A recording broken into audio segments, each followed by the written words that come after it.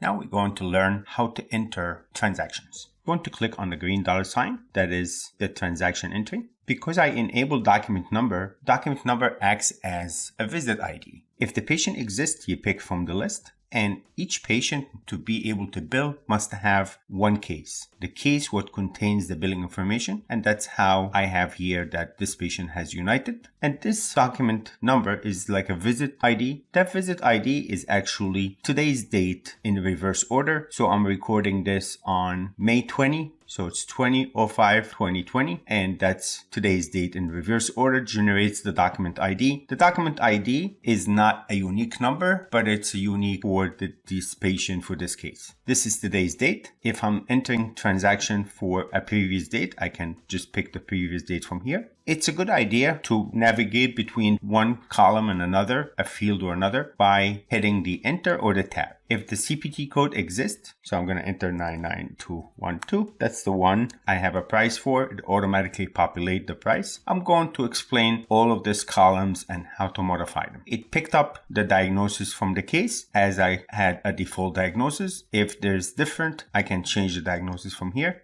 Those are the pointers for the diagnosis. By keeping both pointers on, that means I want to include diagnosis 1 and diagnosis 2 for this procedure. If I don't want one of the diagnoses to be included, I will turn off the check, but don't delete the diagnosis because maybe another line will include that diagnosis. So the diagnosis has to repeat identical on each line. Otherwise, if the diagnoses are not repeated on each line identical, it will put on a different claim. This is the attending provider. If the attending provider is different, you can change it here. So on a claim, there's an attending provider and there's a billing provider. The attending provider is what goes on box 24J. Place of service usually comes from the CPT code or it comes from the practice. Now, because I don't have one here, that means I didn't populate one. I need to fix that, and I can override it by hitting 11. This is the type of service, also comes from the CPT code. And the copay is we're going to discuss in the copay section. I'm going to explain how the copay works. At this point, I'm going to hit save. I can tell here that this payer or insurance company is going out electronically. I will not be able to print the claim from here. You can do that only one time if it's on paper. If you have a transaction, you enter it and you can view the claim if it's on paper from here. You're going to learn how to work with claim management.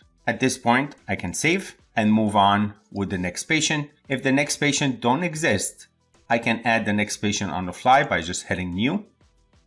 Can go ahead and add a new patient here. Now, as I said, the patient has two parts. It has the chart part, which is demographic, and it has the case part, which is the billing information. We're going to learn later on how to add additional cases and why would you use additional cases. I hope you found that helpful. Click below for the complete Medisoft Online Academy by MicroEyes, or you should know that if you sign up for the Medisoft Cloud by MicroEyes, you will get the complete online academy at no additional charge. Also, we provide one-on-one training. Let's get your practice running at peak efficiency. Don't compromise, go MicroEyes.